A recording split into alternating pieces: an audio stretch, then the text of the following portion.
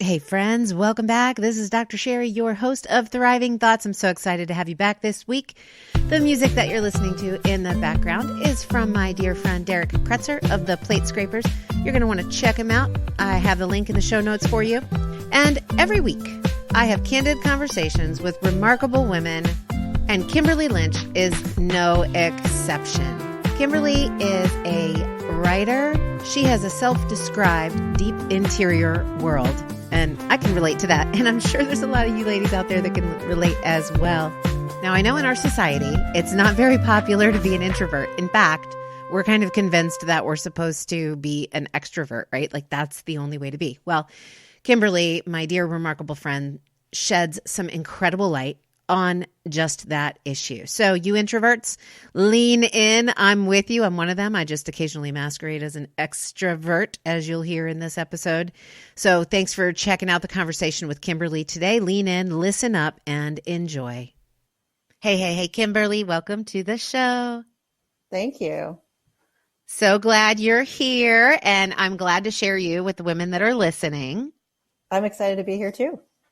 Yeah, it's super cool. So you had to find a sitter, didn't you, for your little one? I did, but I have a college student who had some free time, and she was more than happy to take the little guy. Nice. Imagine that, a college student with free time. Exactly. How old is Christopher? He just turned 1 digit last week. So Did he? He won. Oh, that's right. I think I did see something about that on Facebook. That's awesome. Yeah. Oh my goodness. How many do you have? We have 6, believe it or not. Wow. Our oldest are twins and they're 9. And then the little guy is 1. So. Wow. That's a good span. Yeah. Christmas time is awesome. And we have birthdays every other month, which is awesome. And, but wow. It's busy. Do you guys have like birthday traditions in your family? You know, the one tradition that we keep going back to is everybody walks into Martin's supermarket together and we all pick out a cake and the baker just kind of looks at us with big eyes and we all settle on one cake. And who's this troop coming in here to pick a cake? Exactly. Yeah. Everyone's so excited for the sibling, the birthday sibling. It's really sweet. That is really, really cool. Yeah. That's really special. I love that. So thank you, Miss. You have like tons of responsibility in taking care of this huge family. So taking this hour out of your day to share with the women and with me, I'm just so grateful to you for doing that. My pleasure. Yeah. So you and I crossed paths, I think, because of your passion for and your gift for being in the writing world. Yeah. Is that right? I think so. Yeah. So I joined Hope Writers. Last October. And then I found out that you are a Hope Writer. That's right. That's right. And we live in the same little town. We have a lot of Hope Writers in this town. Do we really? We do. I know at least 3 others. That's awesome. Yeah. It's super cool. So tell us about writing for you. Like why is writing or is it even? I might be putting words in your mouth. I don't know. But it seems to me like writing is your passion, writing is your gift. So can you like tell us a little bit about that journey and your why behind that? Yeah. So I was a teacher for over 10 years. And then when I had kids, I stayed home for a little bit and I found out about blogging. And this is like when it was still pretty new. And I just kind of shared some of my musings on the internet. And, I love that musing. Yeah. I mean, that's what it was. Yeah. And a lot of it was like, parenting misadventures and but it was such a good mental outlet for me.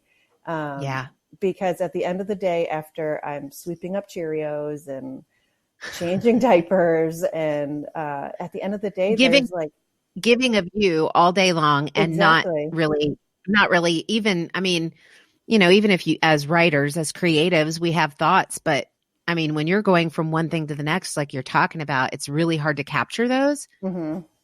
Yeah. Yeah. So you did that at the end of the day then. Yep. the kids were in bed and I just started typing, and it just felt so good to just do something grown up and then hit publish. And that's something the kids can't dismantle and they can't touch. And it's once you hit publish, it's done. That's hilarious. No need to like put it in an off limits room or up on a high shelf. It is out there safe in the cyber world, right? Exactly. So that's fantastic. Now, how long ago did you start blogging? Do you remember that? It was either 2012. No, it was earlier than that. Because my oldest, the twins, were like infants. So I want to say it was 2011. Okay. All right. Yeah. Which is really funny because I started blogging myself in 2013. Okay. So, 7 years ago doesn't seem that long. But the funniest thing is I was talking about that process with a friend like last week or maybe a couple weeks ago. And I was like, yeah, I used to have a blog and I posted every week, and then it kind of turned into a vlog. But I was like, I'm just going to go on Google and see if it's still there. And it is still there. Like it's still out there. That's amazing. And I'm like, it's incredible that stuff that I wrote years ago is still out there. Is your stuff still out there? I think it is, because there were some pieces that I wrote that I really liked. And since then I've gotten a new computer. And so I was trying to find the specific post, and it's there. If you search for it, it's there. So what's the name of your old blog? Do you dare tell us? Yeah. So I actually had two. But the first one was, I believe it was called Catholic Working Mama, because at the time my twins were toddlers. I was teaching full time. And I just think there are a lot of women that could relate to the craziness. And then when I decided to stay home, we had a few more babies and it didn't make sense for me to work. Right. I started a different one because Catholic Working Mama didn't really fit. And it was French. I was a French teacher. And it was called La Joie Inattendue. That sounds super fancy, girl. It's fancy, but it's not really a great title to like find it easily. Right, because I'm like La Joie, like I got the LAJOIS, I guess. There you I don't go. know. But it means joy unexpected. So I love that. Yeah. Well, joy unexpected was already taken, so I had to get creative. But so that's really cool. So why joy unexpected? Well, for the first unexpected part, we had twins right off the bat. We were hoping for a baby. Unexpected joy. And unexpected, it was like, nope, you're getting two, the 2-for-1 deal. Right. So 2 that for was one. Unexpected. Yeah. And then, we wanted a big family, but I think, they came quick. And it always kind of takes you a little bit by surprise. You're like, oh, all right, well, here we go. Right. But, as much as, and I think this is such a sad commentary on how our society views children, there's so many thoughts about how much work it is and how hard it is. Oh, yeah. And that is absolutely true. But there's so many moments of joy that you just have to embrace. Otherwise it will be hard and work and stressful. Well, and I was just talking about that, like, and I'm just making this up off the fly, but essentially, there is a cost, there are consequences to love, right? Yep. And there are joys, there are unexpected joys to love. Exactly. And the truth is that you cannot have the unexpected joy without the hurt and the painful consequences of loving. They're a package, right? Yep. And so like when you're talking about, it's hard work, marriage is hard work. Yep. Friendships are hard work. I mean, if you're really in it, right, it is hard stuff.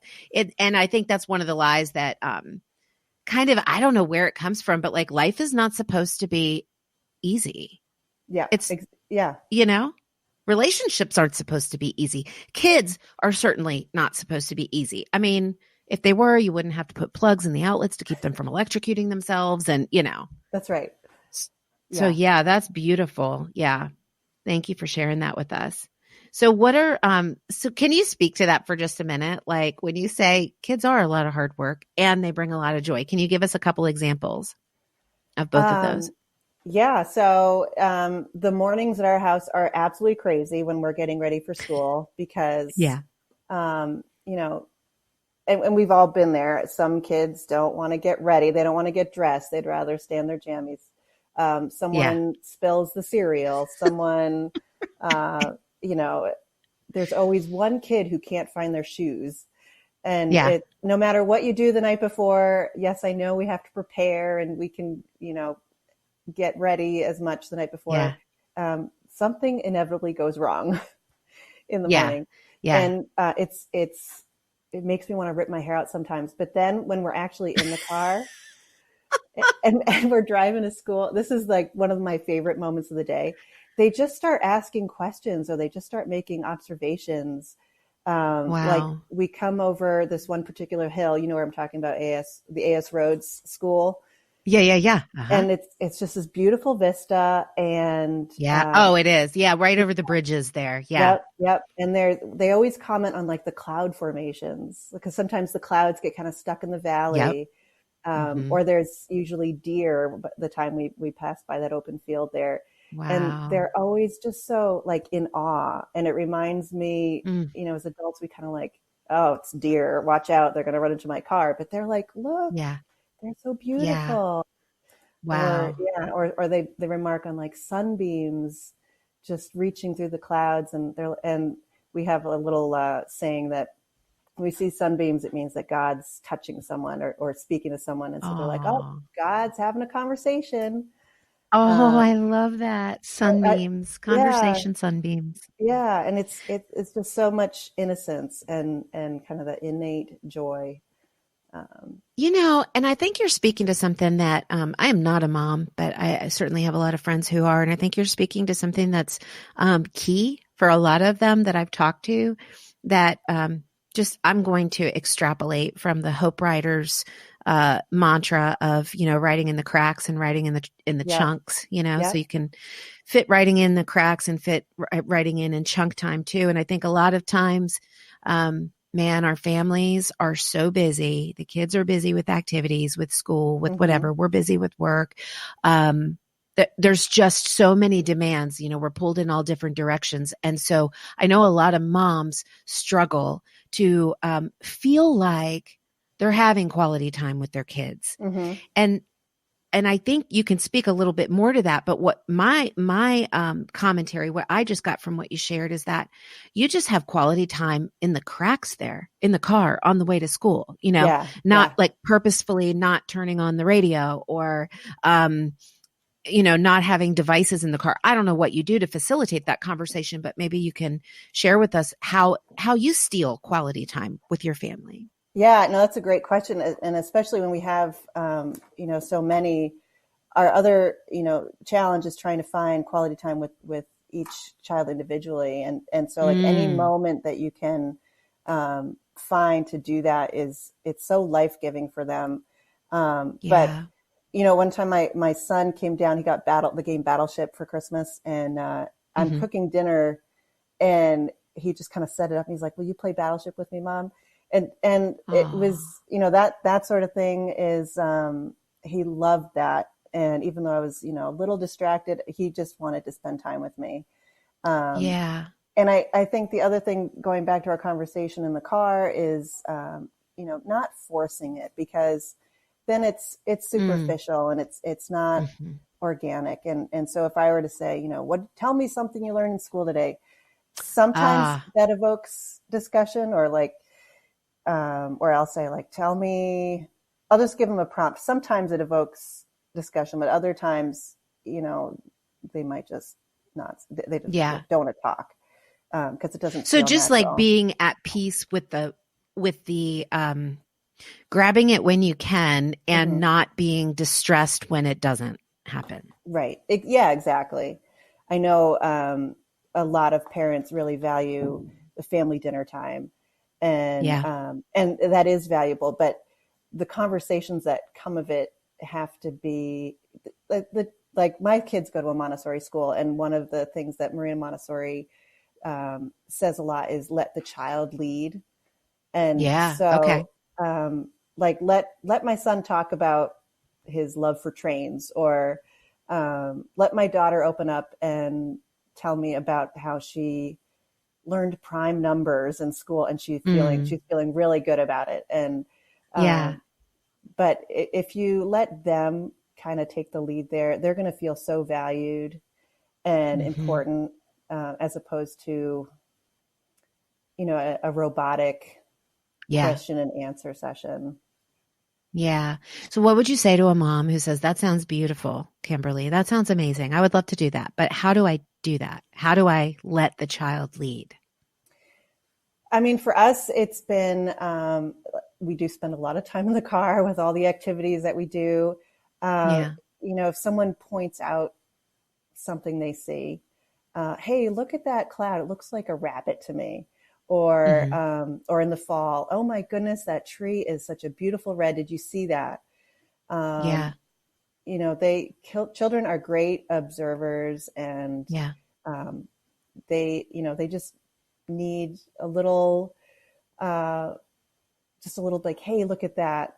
And then Or I would take that one step further, Kimberly, and I don't know if you guys have rules on, or not rules, but beliefs and practices, I Mhm. guess is are better phrases about electronics. Yeah, But here before, my thought is just picturing you and your kids in the car.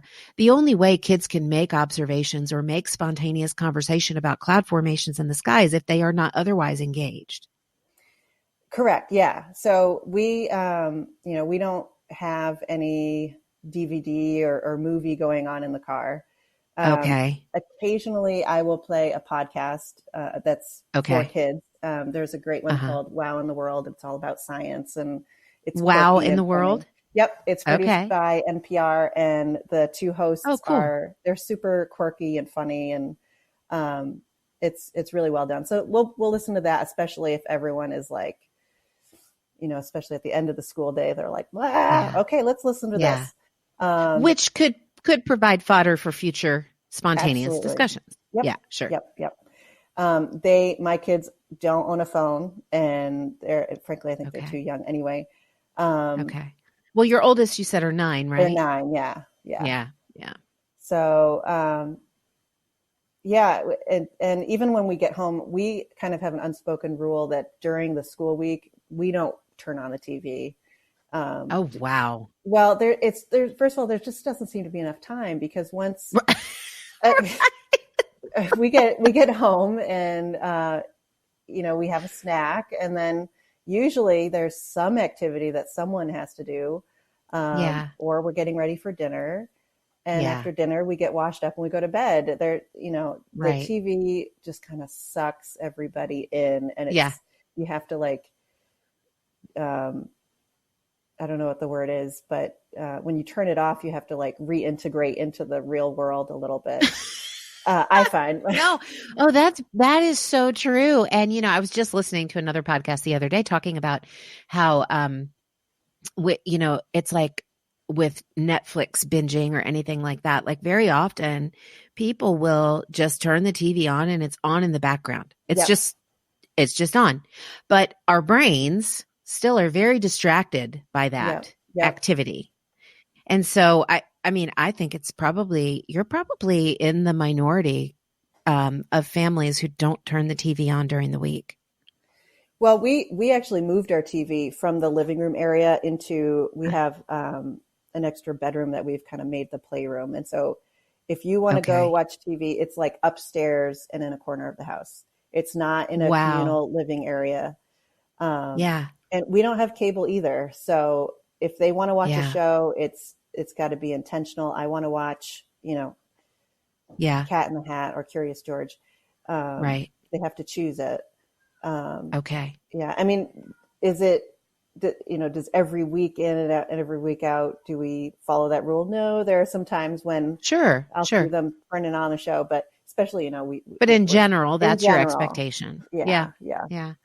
Wow. So here's the other really beautiful thing that I'm hearing is that when you set yourself up to be free of distraction, to really, it sounds like you guys just really practice being in the present with one another, with whatever's going on, which I think is really beautiful. But when you do that, you also open up the doors to creativity. And as a writer, I find that too. I find that I create the most meaningful aha moments and messages that I want to share with people through the written word when I'm in quiet, when I'm out in nature, like on a walk with my dogs. Oh my gosh, I have so many epiphanies on walks with my dogs. Yep. It's like crazy, but I would never have that if I'm sitting there, and I'm guilty if I'm sitting there at night binging, Criminal Minds or whatever. Right. Yeah. So where are your creative spaces, I should say? I think nature, like what you said, is a big inspiration for me. Going for a walk, or even like in the fall or spring when our kids are doing soccer or baseball, we're outside anyway. I just get all these thoughts kind of in my head. And then when I get a chance to sit down at the computer, it just kind of falls out of my brain. I'm a people watcher. I love, not in a weird way, but just like, I love coffee shops and just witnessing who comes in and out. That's who I am. That's my introversion. But that's your gift. That's your gift, right? That you learn from everything that you're watching. Oh, your superpower. Tell us about that. So I read this book recently that was, mind-blowing, and it's called The Highly Sensitive Person, I think it's called, and it just spoke to me in such a way because I've taken the Myers-Briggs personality test. There's another temperament system where there's like 4 temperaments, and all those personality things, I always find that I fall into several categories, but this particular book, I read it and I was like, this explains everything. And one of the points, it just explains, why I'm such a people pleaser, or it explains why I'm cautious to enter a room full of people mingling, why I'm like so in tune to those observations in the coffee shop or on the soccer field. And one of the things the author drives home is that for so long in my life, I've thought that introversion is my flaw. It's my greatest flaw. I'm not. Say that, girl. Oh man, I know you're hitting home with some people. Yeah.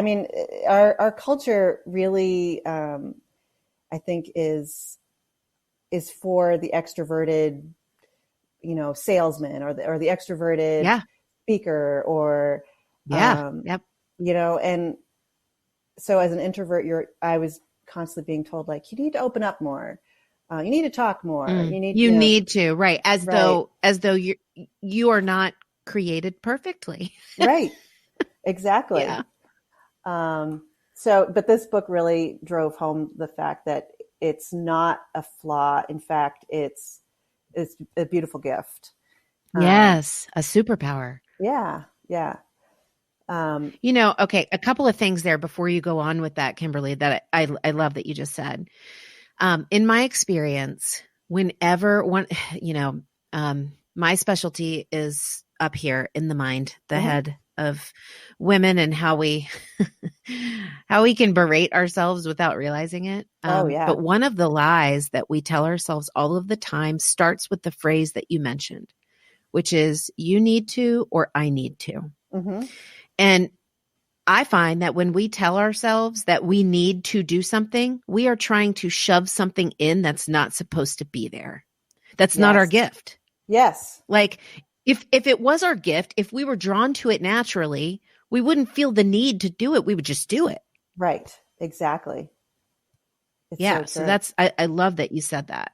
And then the other piece that you mentioned about introversion, like, you're right. Our society sends this message that you're supposed to be well-rounded, right? You're supposed to be basically everything to everybody. We're supposed to be a bunch of, I don't know, clones or something.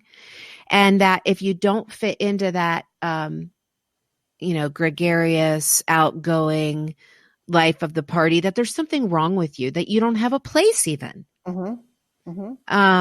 And I've found something about myself. I've found as I've gotten older, I've taken tons of personality tests, but when I took Myers-Briggs years ago, I was like an ENFJ or something like that. But now I am definitely an introvert who occasionally masquerades as an extrovert. Okay. Yeah. Like There's I've totally learned that about myself, because like this podcast, you would think, oh, that's, extrovert, whatever. But the truth is, then when I'm done, I'm like, okay, time for me. Time to sink back into me and my mind. So yeah. Yeah. And it is a spectrum, I think. And and I think we have to understand that about ourselves, that once you have that self-awareness of who you are and how you kind of like function, and it's just so powerful to be like, okay, so this is what I need because I'm this way. Right. And and then you can ask for what you need, but you have to know it first. Exactly. Yeah. So what's that journey been like for you of self-awareness, of discovering who you are and discovering your superpowers? So I've always known that I'm, quiet, reserved, introverted, whatever. And I remember talking with a therapist because I was experiencing some dark moments, but I was lamenting to her about like the morning routine with my kids and how like it just absolutely drains me. And she said, well, as an introvert, sometimes introverts need time to like kind of get themselves charged up. You need to like, you don't just like snap and you're in the mode getting your kids ready. You have to like, okay, we're going to do this. And it might take a few minutes. Plug yourself in a little bit. Exactly. And it takes some moments to kind of process what needs to be done. And it just kind of made me pause. And I said, okay, so how else does that affect an introvert? And so I started to dig a little bit. It's not just about being quiet. It's not just about being socially anxious. It's about having this deep interior life. And so that was also like a light bulb moment. Oh, so maybe I need a creative outlet. So I do have a lot of mental energy that I need to channel somewhere. Yep. And for a long time, as a student and then, working, that was my outlet.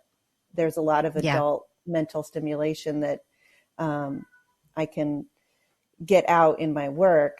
But when you're at home and like I said, you're taking care of all these little people, sometimes you need a place for it to go. So, and then writing all these musings and writing all these observations has been such a joy.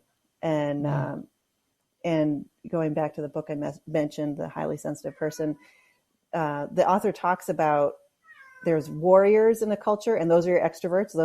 They're gonna go out and they're gonna defend your country and they're gonna conquer the land. And then there's kind of the wise advisors, the gurus, the hermits.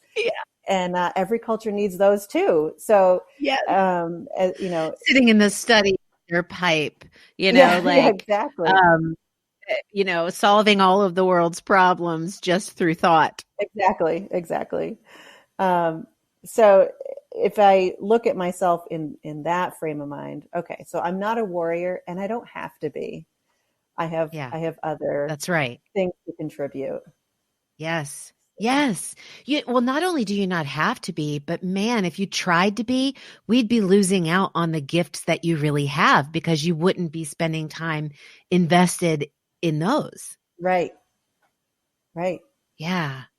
So you have this deep interior life. So I do too. Oh my goodness. I love how you said that. Deep interior life. And so I've always said, like, I learn and I get ideas from everything I see, feel, taste, touch, sense, you name it.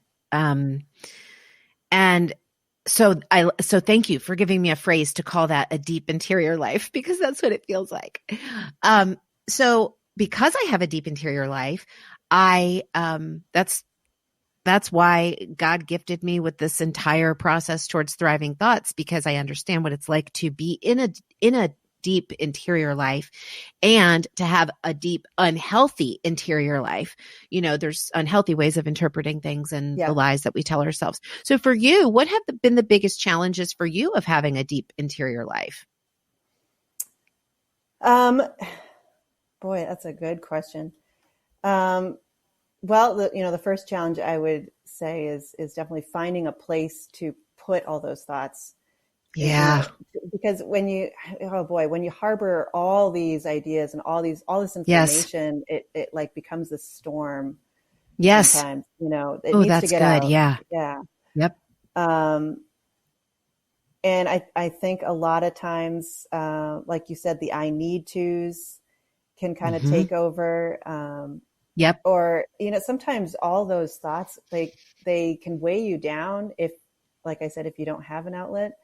To the point where, for me, it was like, I can't think clearly right now. Like we moved to a new house, about a year and a half ago, and like sorting through boxes, I could not process where to start, what corner of the house to set up first. And then of course, in my brain, I was like, boy, you are such an idiot. Boy, you are so dumb. You know what I mean? Because you can't do this simple task. You can't do the simple thing. Yeah.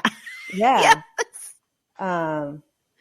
So it's, you got to make sure your interior thoughts are saying the right things. You got to be nice to yourself. Amen.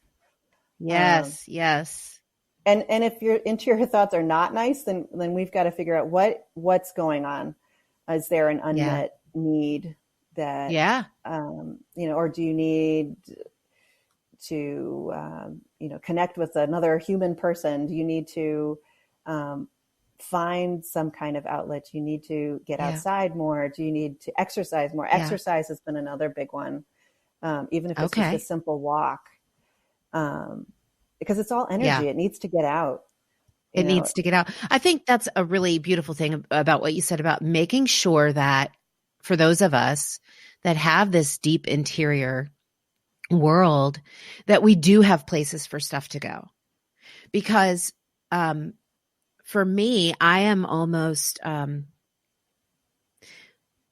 there are days when I try to minimize sensory input because there's so much that gets into my mind, that gets into that deep interior, that I have to start throwing up my Wonder Woman bracelets and like pinging stuff off of me, because I just can't, literally, I don't have the bandwidth for it. Like it's just too much, because so much is in there. Yep. And so I find the beautiful truth that you said about making sure that you have a place for stuff to go.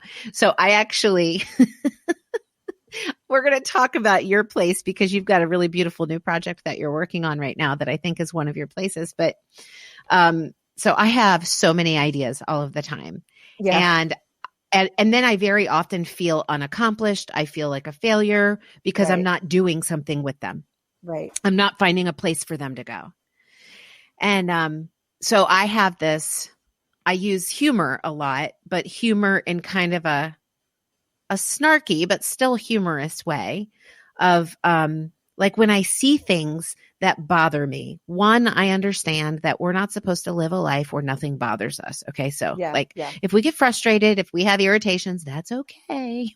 Right. We're allowed to have them. Right. But I create a place for them to go. So I've actually created, it's like a little corner of my mind. And it's like a box, but it's open. So I can like throw stuff in it and close it. But I've done this practice. So when I see things that irritate me or frustrate me, I say it out loud. It's like I think it's the Japanese practice of pointing and calling. I say it out loud, and then I'm like, things I hate. And I put it in the things I hate box. Right. And then that's it. Right. Like then it's gone. But I've done something with it. I've put it in a place, Yes. Yes. So I just think that's really funny. So let's talk about your places. Where do you put your stuff? Because you don't have those 2 blogs anymore. Yeah. So I started a new blog, yet a third one. But this one, it's called Passing Through Mountains. So it's a little bit easier to find than the French one.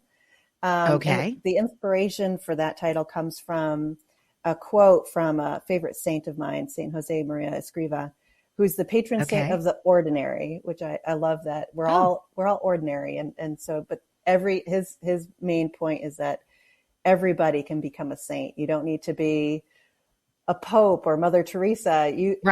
Everybody is called to be great, in their own corner of the world. So, he talks about, the inevitable obstacles that come up in our life. Like you said, there's irritating things in life. And he says, don't let those things discourage you. You shall pass through the mountains.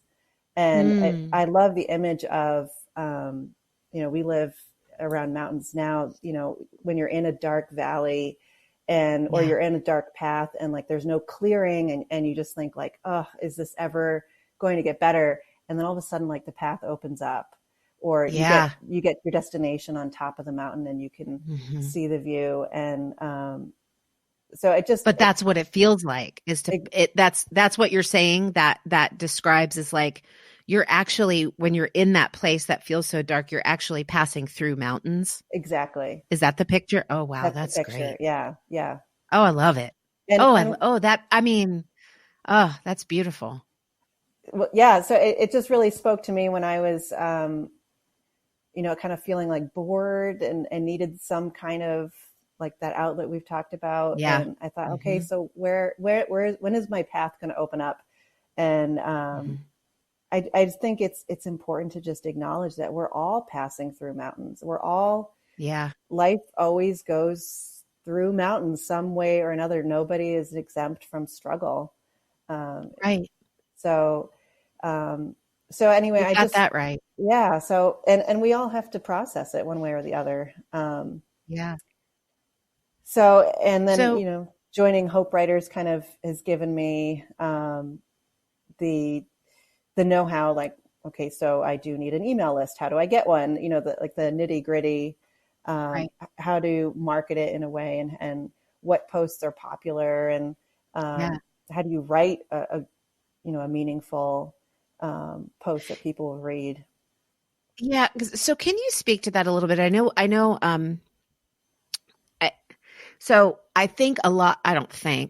a lot of writers kind of feel pressure to write about what's popular, to connect with people where they're at. And then if we lean too heavy, there's certainly relevance to that. That's legitimate to consider. But if we lean too heavily on that, then I think that we start to lose the authenticity of whatever messages that we have. Yes. And then if you lean heavily on the authenticity of your message or the clarity of your message, I don't think that's actually a bad thing. I think it's a good thing because I think it helps you find your people. Yes. Agreed. Yeah. Yeah. Right. So how are you doing that? How are you finding your people and balance? I mean, are you balancing that? Are you, what's your strategy? So my first post, was actually inspired by kind of identifying my reader. And, I just started writing out some attributes of who I actually envisioned my reader to be.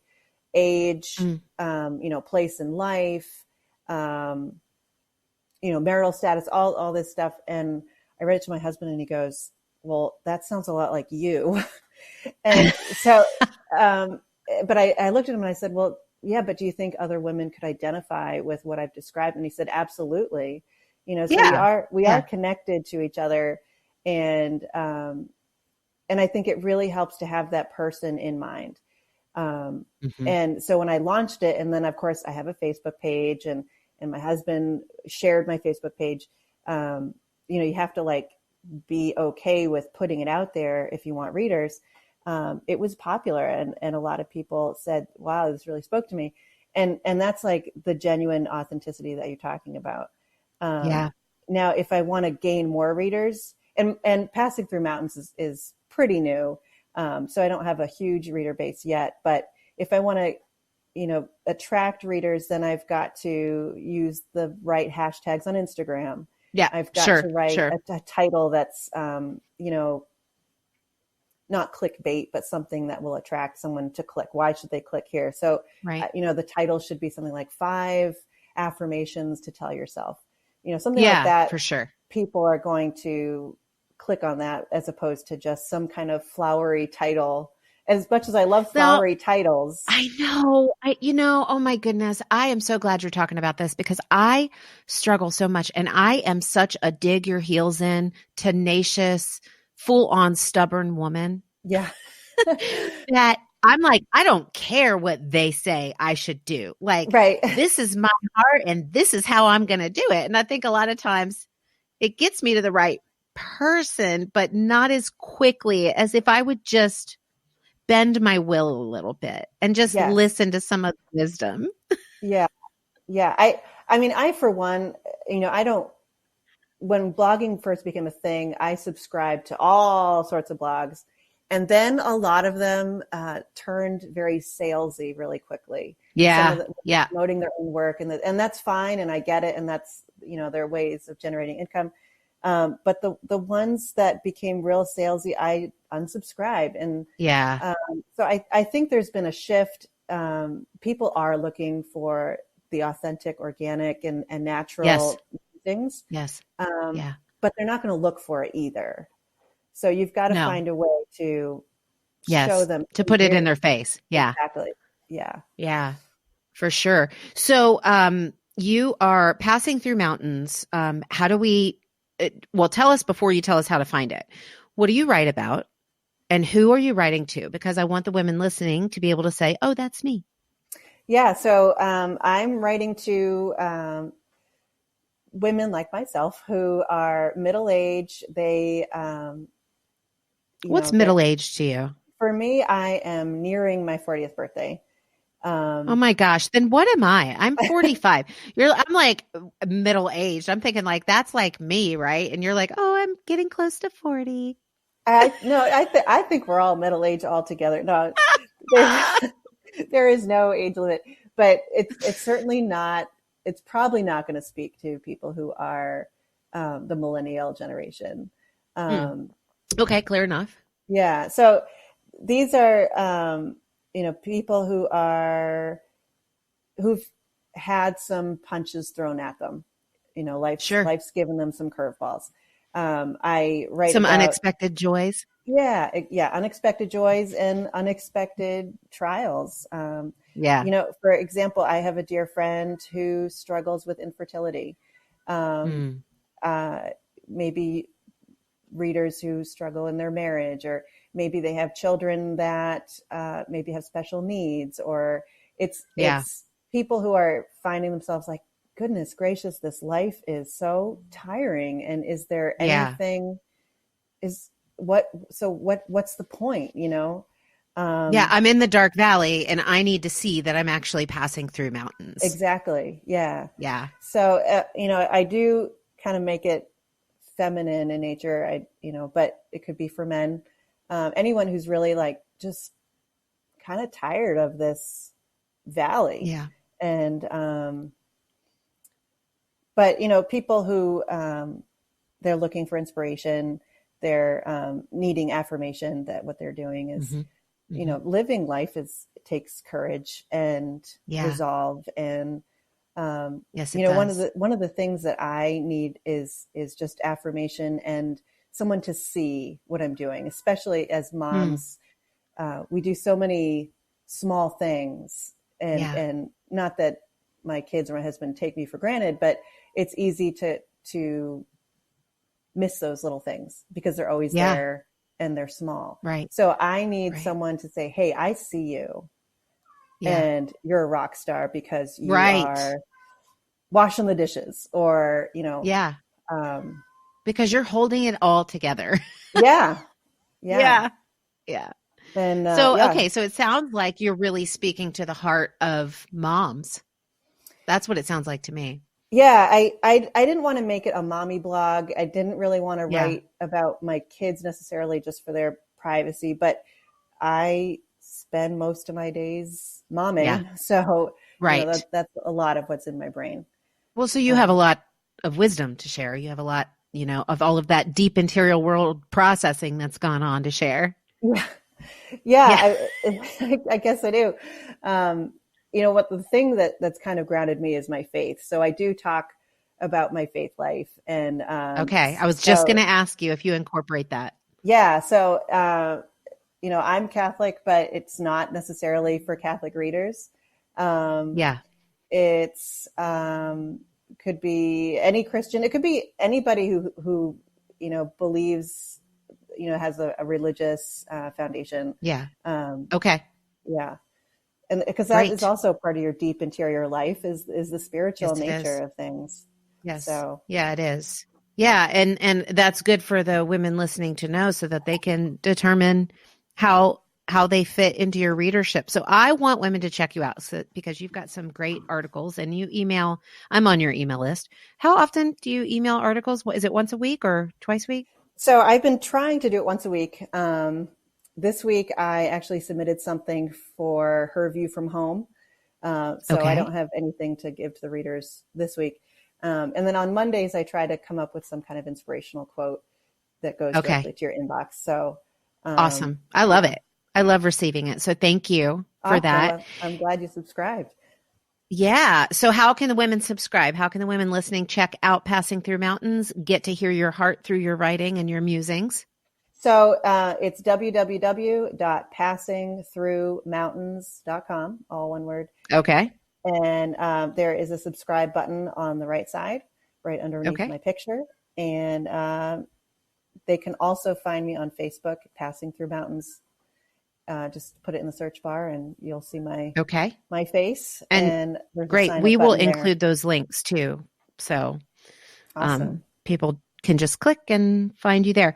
So, Kimberly, one of the things that I ask everybody on the show, for the women listening, we have this primacy and recency memory. So we typically remember what happens at the beginning of the conversation and at the very end. Yep. So what is one truth that you would leave with the women listening that you would want them to remember after the show ends today?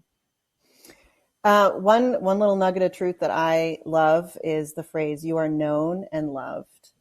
And for me, that means like my creator knows me because he created me, and I'm loved, like radically crazy loved. Even if you're feeling alone or you're feeling like overlooked or whatever you're feeling, you are known and loved. And that's unchanging. That's beautiful. Thank you for sharing that truth with us and with me. So, ladies listening, you are known and loved. Please do us a favor and go on Passing Through Mountains. Just click on the link in the show notes and subscribe to Kimberly's blog. You will love it. You will be encouraged. I know you will. And check her out on Facebook because we know you are there anyway right now, probably while you're listening, scrolling through with your thumb. So go ahead and click on the link in the show notes as well. And Kimberly, I'm so blessed by your time today and your sacrifice of coming on the show and sharing your heart. Really grateful for you. Well, thank you. This was my pleasure to be here. Wasn't that great stuff, you guys? I just love having remarkable women on the show and just the opportunity to bring them to you and bring people. Listen, I got to tell you guys, I have met so many incredible women because of this podcast. So here is my ask for you. It's not too huge of an ask. I want to ask you, do you know? I know you do. So just say yes, but think about who. Do you know a remarkable woman who needs to be on the show? Somebody who needs to share their story, somebody who can inspire other women to speak truth over the lies in our minds so that we can thrive in any and every circumstance. That's who I'm looking for, and I am relying on you, dear sisters, to give me the connect. All you need to do is shoot me an email at drsherryspeaks@gmail.com. That's in the links of the show notes as well, or, just direct message me on Facebook or on Instagram. And thanks again for tuning in. Be sure to hit 5 stars on Apple Podcasts. Please help us reach our goal of 1,000 5-star ratings by March first. All right, my friends, speak truth over the lies, and you will thrive in any and every circumstance. Bye.